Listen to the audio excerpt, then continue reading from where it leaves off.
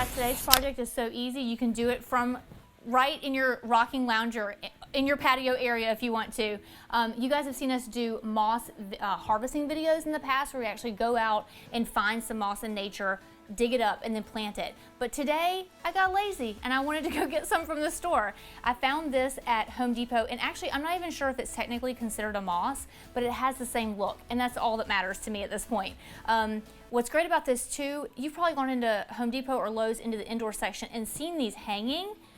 You guys don't have to hang them just because I give you a hanger. You can also divide plants like this. A lot of the time they will plant several plants in one pot to make that big pot that you buy from the store. So we can divide this up into several different planters to make it stretch and go further. So we're gonna do that today. The first thing I'm gonna do is to remove the hanger here. And you can see here next to me, I've got this faux bois, this fake stump. It's white. You can also get lots of different colors. But what I like about this project is that the planter's a little more interesting and has a little bit more going on with it than we typically would with like a terracotta pot or something like that.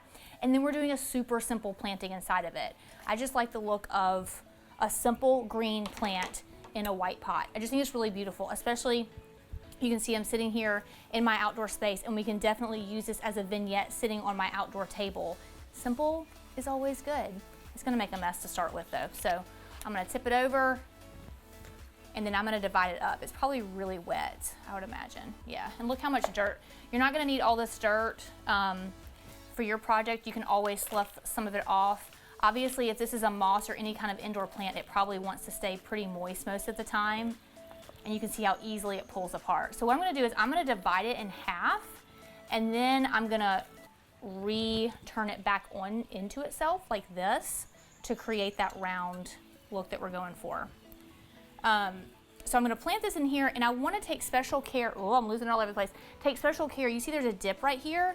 I wanna make sure that I am pointing some of that kind of off into that, so it's falling over into that little dip and creating some interest in the planter. We've got this over on this side that's a little higher. I'm gonna take a little more. I also have a little tiny container here that I'm gonna plant some in as well. So I'm gonna take a little more here. Ooh, I don't wanna break it and ruin it.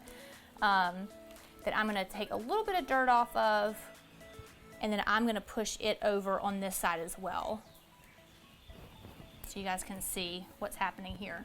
And of course, you know, I always like to finish this off with some Spanish moss, which I forgot to grab, but I'm gonna go grab that in just a second. I'll shove it into the sides, but overall, what I want to accomplish is just a lush, simple, green planter with this beautiful faux wood, and let this work together as its own little vignette. So that's it. I'm also gonna add some to this guy right here. Because again, if you're careful about your watering, not all planters have to have drain holes. So you just have to be really careful with your watering that you don't overwater.